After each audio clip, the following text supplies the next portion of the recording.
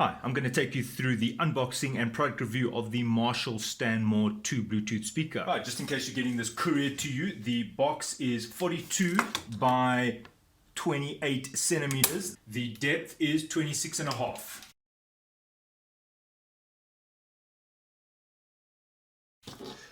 Right in the box, this is the power cord that came with the unit.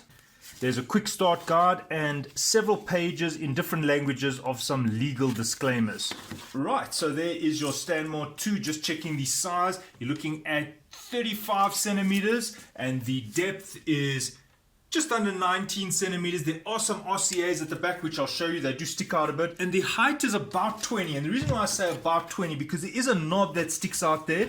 You can't put things on top here. As you can see, it'll catch. But obviously, you want to get to these analog type knobs. And the mass is 4.706 kilograms or 10.37 pounds. Alright, so let's have a look at the physical aspects. There you see you have an aux in. For example, if you want to plug in your 3.5mm jack, there you go. Then it's got a source selector. You can see it says RCA, aux, and Bluetooth. You'll just press this button here and it is distinct. You can hear it. Right, then it's got three knobs. It offers a little bit of resistance. When I say resistance, I mean it's not very easy to turn. It's got a little bit of tension as you turn it, which is how it should be. Then you got your bass and your treble. Something that I have noted before, you'll see there is no indication here of as to where you are. For example, there's no little indentation or labeling to tell you if you're at 0 or 10. What happens is when you switch this on, it kind of sets itself at a default starting position, so it doesn't matter how many times you turn it, which is quite an interesting feature. I quite like that. And then you've got your treble, and then here you got play, pause. There's a little status LED, and to switch it on, you just press it and you leave it like that. And there you can see, and you'll hear that little jingle. As it's switched on, you can see, look at the little LEDs. They're very premium finish. There you can see the default starting position at your midpoint, your 50%. And if I increase it, there you can see those little LEDs lighting up. Very nice. It says Bluetooth, and obviously you can toggle through this. There you see RCA. Now you might be wondering, where is this RCA? Right, at the back of the unit, you can see your two RCAs, left and right, and you can see that is what it's for. Your RCAs if you would like to connect line via RCA. Right, over here you'll see the power aspects: 100 to 240 volts input, 50 to 60 hertz, and 60 watts power consumption. Now you'll also see it says there double protection, and the reason why it says that is because it does not have an earth point. So if you're wondering why you only get a 2-prong plug and there's no earth, well, that's the reason. It does have double protection. Now here you can see the port, so it has a bass reflex design, which means air will come in and out of the back of the speaker. Right, looking at the bottom, you'll see these rubber feet screwed into the unit. Very nice, premium. So if you move this thing along your table, you're not going to find this foot just popping off. If you're wondering what this line is, well, this is probably the starting and end points of where they wrapped it with their signature covering. Right, being a technical person, what I like is look at these screws. There are so many of them, and this is one of the things that I like about the Marshall brand is the people who designed this. I think they're trying to design it for hardy rather than, you know, lightweight and things like that. I mean, look at this back plate, probably with a Class D amplifier. Class D just means that it's the type of amplifier they're using. It's become very fashionable nowadays to use a Class D because it's more efficient in terms of how much power it uses, because a 60-watt power consumption that has a Class D is going to give you quite a lot of bass response, because Class D is very efficient. And the reason why it's efficient is because you're not using the transistor that much in the active region, you're using it mostly as a switch. Now, if you understand electronics, you'll realize that MOSFETs, things like that, are most efficient when they're used in the on-off position or not in the active region, so when they're used as a switch. So obviously, because of high frequency switching, you can actually make the MOSFET give you quite a high power output without getting too hot, because that's the problem with Class A and B amplifiers, is they do get hot. And the reason for that is you're using the amplifier in the active region. All right, this doesn't make sense to you, don't worry. It's just got to do with the mechanism or the methodology in terms of how they get the sound to come through these speakers. Are they going to use the old-fashioned, Class A and B. And when I say old-fashioned, I don't mean there's anything wrong with them. In fact, Class A, some of the most expensive amplifiers in the world use full Class A. I mean, we're talking about Krell's. When I say Krell, that's actually a brand, a high-end brand. Mark Levinson. Brands like this are using Class A, but obviously you can't put that in a speaker like this. You'll have a massive power supply, and the speaker will weigh about 60 kilograms. But anyway, getting back to the Marshall, look at the front here. It's got a material grill here, and I want, maybe grill isn't the right word, but it is pretty tight, so I don't think you're going to just pop this. I mean, if somebody bumps it or their elbow goes here, I don't think you're going to pop the speaker. So you've got two radiators here, and probably there's a big bass driver in the middle. When I say big, I mean big for the size of the speaker. And there is the Marshall branding. It is plastic. It is not a steel thing. You can actually hear it. This, I could imagine parts of this breaking off. I mean, look at that already there. It's just bending. If you bump this, I could imagine it's snapping off there. Anyway, at the bottom here, this is definitely steel. Well, it's definitely an alloy. This isn't plastic. And there it's engraved in, established 1962, just to underline how old this brand is and hey, they've stood the test of time. All right, so let's now look at how you're going to use this thing and how does it sound. All right, so there is the Marshall app. I just typed in Marshall and I just say install. This app is at least 40 megs, just so you know. You might want to do it on your Wi-Fi. Right, so there the speaker was populated in the what could be a list if you have more than one of the speakers, and I just say connect, and now it should connect to the speaker. And there you hear it, and it's telling you it is now connected. But nevertheless, it is now connected, and now you can play via your Bluetooth. Right, while we're in the app, I'll just quickly go through it. It's got the email subscription, then it's got analytics if you want to share your data, which I already said I don't want to do.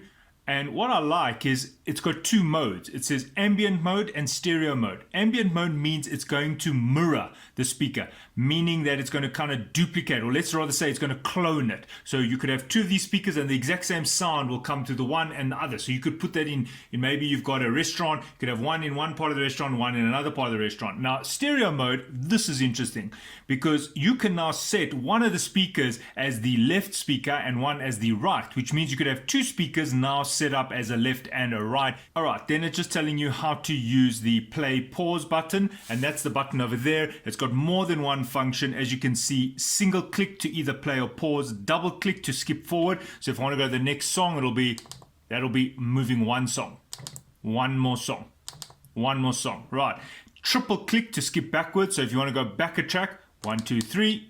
Now you went back a track. 1, 2, 3, back a track. All right. Double click and hold to fast forward. So if you want to search within the track, and then hold the second one.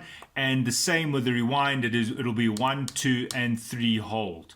Okay, I like the fact that you can do that, but I'm not in favor of those things. I just feel like have extra buttons, because if you loan this to someone, you got to like explain to them what to do, and they're not going to remember that. Okay, 1, 2, okay, now I went too far back. And what happens if you want to quickly go 5 tracks ahead? You'll end up pressing this button 10 times. 1, 2, and you got to wait. 1, 2, and you got to wait. 1, 2, because you can't just go like 1, 2, 3, 4, 5, 6, 7, 8, 9, 10. It will not know if you're going forward 5 or back 3. Right, now what you'll still have to do is go and make sure that the Bluetooth speaker is paired.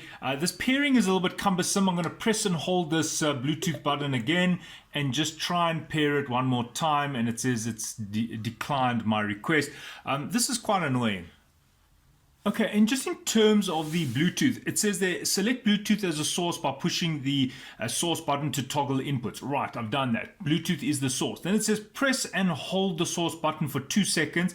The Bluetooth indicator starts blinking. Right. It's done, and you hear the sound. Then it says enable Bluetooth on your phone, tablet, or computer. All right, so I'll just switch the Bluetooth off, and then I'll just switch it back on. So if you are having trouble with this, just repeat the steps the way I've showed you. Okay, you can also update your firmware from the app. Look at that.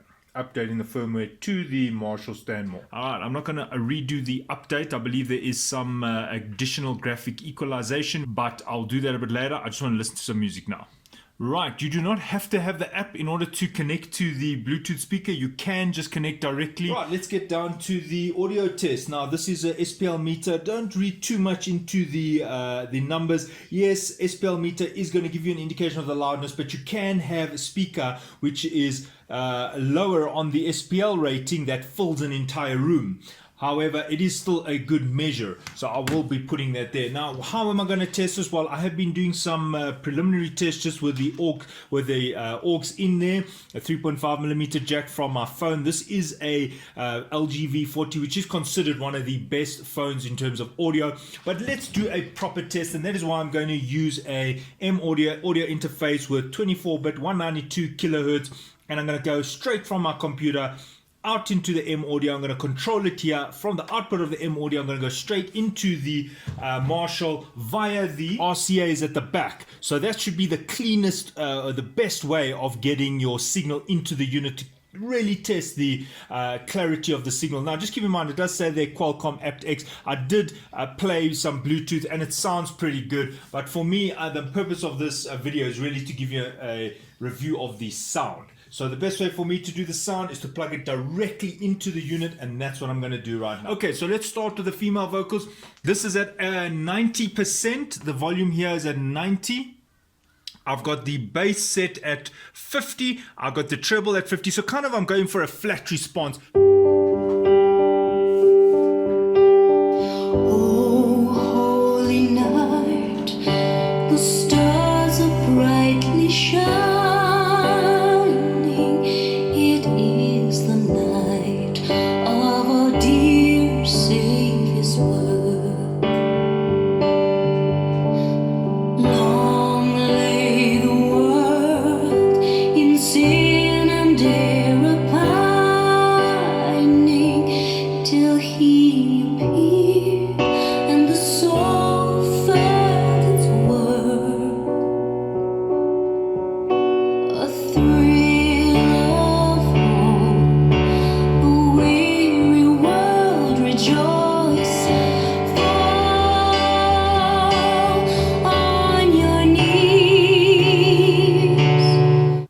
Let's talk about the sound. Now, first things first, I got to give it to Marshall. The low end is simply outstanding. And I say that because a lot of the speakers that come in this format, you know, a single unit with the speakers inside, without, you know, the left and the right as the traditional hi-fi. This is not what you'd call a hi-fi. This is kind of your single unit. They don't go in for a good low end, and I think it's because it's quite difficult to get those very low frequencies in a unit this size. And I can just tell you, there's under no circumstances could anybody say, hey, this speaker has not got good low end. If you're someone who likes listening to a bass guitar but the very low end, the very low notes, you know, we're talking under 80 hertz, then you'll be impressed at how well this speaker can handle those notes. No, it's not going to compare to your big hi-fi with 10-inch drivers and that. I'm talking about with respect to speakers in this type of range.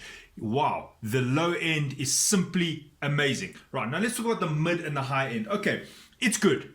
There's no doubt about it. It's good. That is about the loudest it can go, which is fairly loud. It's not so loud that you can't talk to people in the room.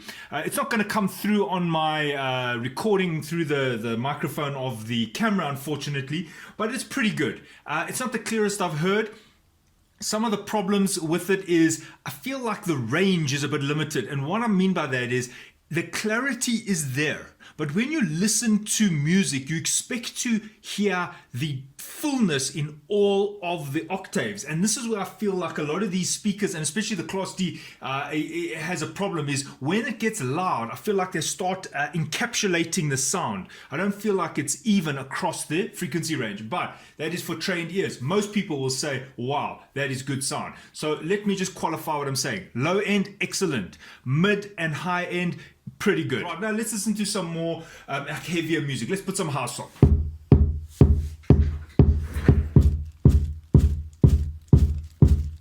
All right, a quick commentary there. Did you see how hard that woofer was working? But interestingly, when I increased the bass here from 50 to 100%, it didn't actually make any difference. I think this thing has intelligent clipping here. And what it does is when it sees that you're going to overdrive this little bass driver, it won't allow it. So that means that you ain't going to pop this thing, because I already had the bass at 50%. I then went and made it 100%, effectively doubling it. But the bass didn't double, meaning that this thing is intelligent. So if you're trying to blow this thing by blasting the bass, I don't think you're going to be able to blow the speaker very easily. I think it knows to adjust that sound. Okay, so what do I think? Simply perfect. There's no problem. The highs are good, the mids are good, the bass response is good. This does not sound bad at all. House music, good. Let's try some heavy metal.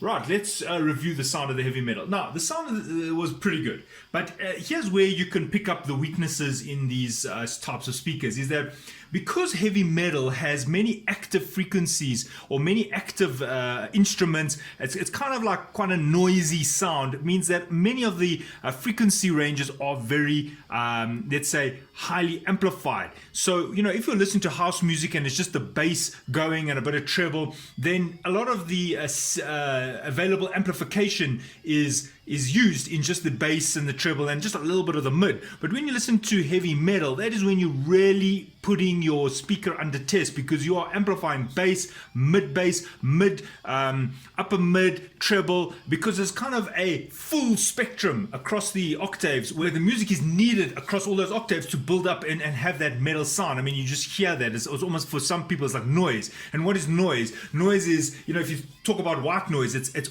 almost all the frequencies activated at the same time. And that's where you pick up the limitations in terms of the amplification. You know, when I did listen to the heavy metal, and I have been been listening to it in my office for the whole morning, I can say that that's where the limitation is. And it's not just this. You're not going to be able to have all the frequency ranges sounding perfect, and especially when it gets loud and maybe the singer accentuates and then there's some drums going, you start picking up these deviations in the sound and some distortion is coming through. So unfortunately, that's where you're going to hit the limitation. How do you solve that? Just make it softer. So it's also got to do with the volume. If you're going to play it very loud, and this is where these speakers do very well, is that you've got a lot of leeway in terms of volume. Maybe you're a little bit tolerant in terms of a bit of distortion. You can play this pretty loud and get away with about an 85% clean sound, whereas other speakers, you know, the minute it starts distorting, you can't even listen to it. Whereas these speakers with all the DSP, they're kind of adjusting the frequency quite a bit and adjusting the volumes across the frequency to kind of accommodate, but still giving you quite a loud sound. If none of this makes sense, what I'm trying to tell you is that even when it's distorting, it doesn't sound bad. It just doesn't sound great.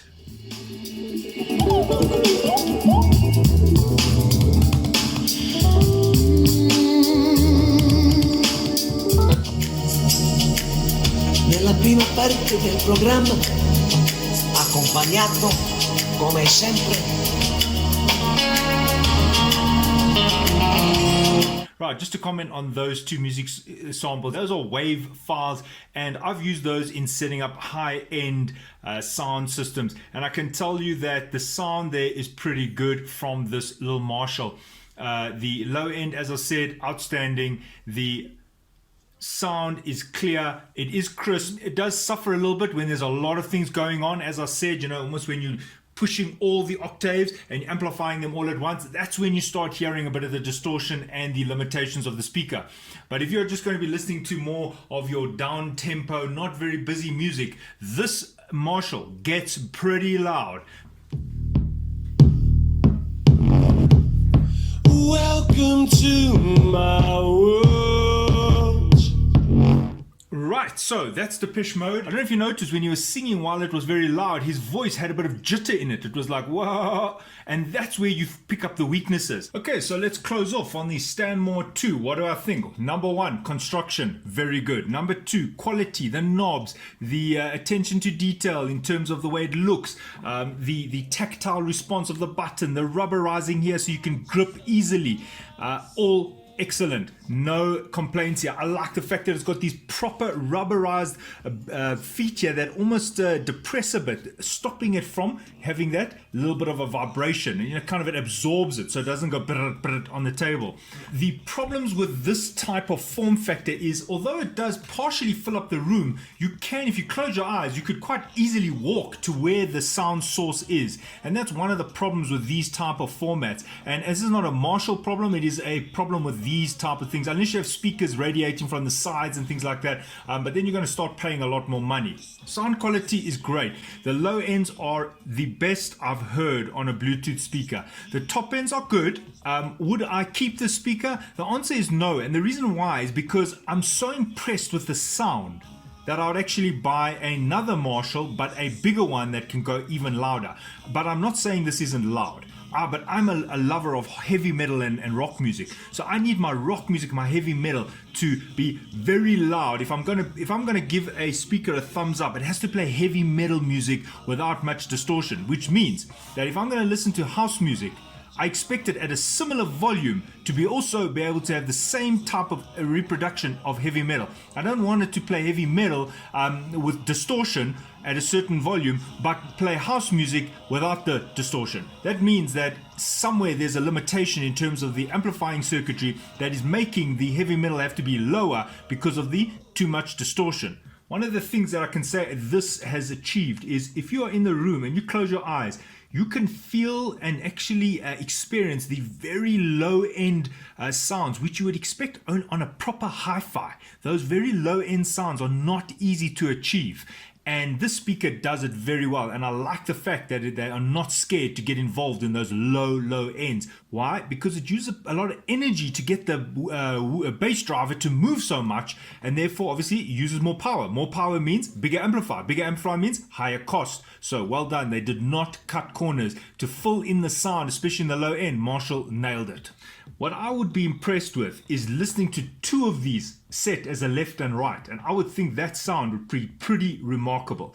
But now this is where the question comes in. The sound is great for this size unit. I mean, I don't think I've actually heard anything better in this size. I mean, if you had to measure corner to corner, this is the best sounding speaker that I've actually heard.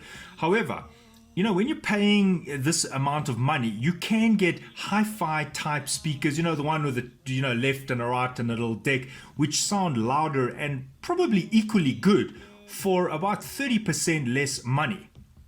So this is where it becomes a bit challenging. Is this better than, say, an LG CK43? Well, I don't think so, no. But then the form factor. You see, I think that's what counts here. If you want this type of form factor, well, this is really up there with some of the best.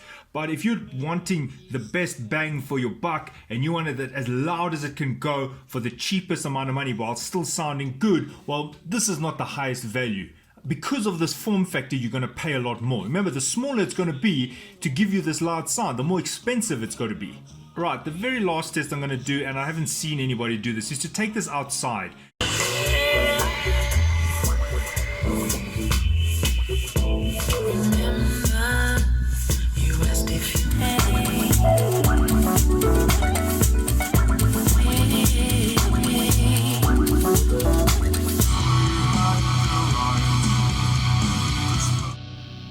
Just unfortunately in the sun you can't always make out the increments of the volumes.